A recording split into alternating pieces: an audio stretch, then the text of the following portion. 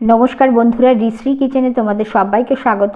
आज के आमी दई धोका रेसिपि तुम्हारे संगे शेयर करब और ये खेते अत्यंत टेस्टिओ है।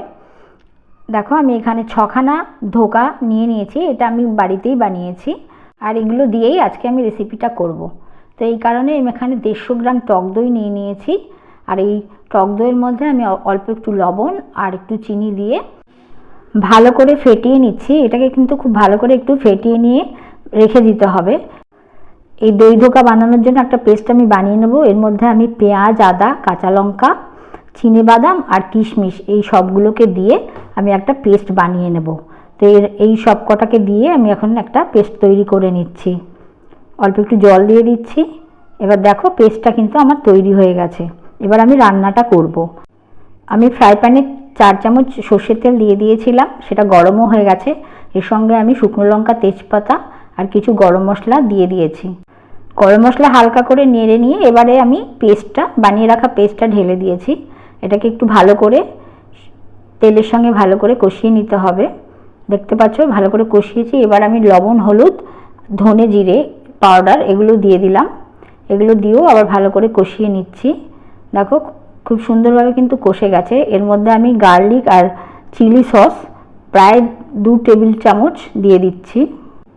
সবগুলোকে দিয়ে এবার ভালো করে কিছুক্ষণ নেড়ে মিক্সির জারটা ধুয়ে অল্প করে একটুখানি জল দিয়ে দিচ্ছি।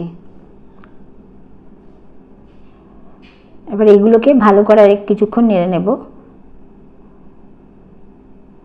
দেখো ভালো করে কিন্তু কষে গেছে মশলাটা। এবার আমি দইটা ঢেলে দিলাম। এবার দইটা দিয়ে বেশ কিছুক্ষণ নেড়ে নিতে হবে। মিনিট 3-4 এটাকে ভালো করে এভাবে ঘুরিয়ে ঘুরিয়ে নেড়ে নিলে দেখো আমাদের এটা ভালো করে মিক্স হয়ে গেছে। এবার আমি এর মধ্যে জল দিয়ে দেব। পরিমাণ মতো জল দিতে হবে, খুব বেশি জল দেব না, একটু গ্রেভি গ্রেভি হবে। তো জলটা দিয়ে দিয়েছি। দেখো ভালো করে ঝোলটা কিন্তু আমার ফুটেও গেছে। এবার একটা একটা করে ধোকাগুলো আমি সব ছেড়ে দিচ্ছি। ধোকা দিয়ে বেশিক্ষণ কিন্তু রান্না করা যাবে না, 5 মিনিটের মতো রান্না করলেই কিন্তু এটা হয়ে যাবে। বেশি রান্না করলে ধোকাগুলো কিন্তু খুলে যাবে।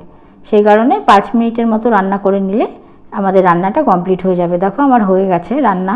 5 মিনিট আমি এটাকে রান্না করে নিয়েছিলাম, একটু উল্টে দিয়েছিলাম ধোকাগুলোকে মাঝখানে। তো দেখো রান্না হয়ে গেছে। এবার আমি বেড়ে তোমাদেরকে দেখাচ্ছি। দেখে বুঝতেই পারছো যে কতটা টেস্টি হবে। এটা খেতে খুবই ভালো হয়। বাড়িতে অবশ্যই একবার ট্রাই করে দেখো। আর আমার রেসিপিটা ভালো লাগলে অবশ্যই একটা লাইক করো আর আমার চ্যানেলটাকে সাবস্ক্রাইব করবার অনুরোধ রইল। আবার দেখা হবে আর একটা নতুন রেসিপি নিয়ে তোমাদের সঙ্গে। আজকের মতো বিদায় নিচ্ছি। ভালো থেকো। নমস্কার।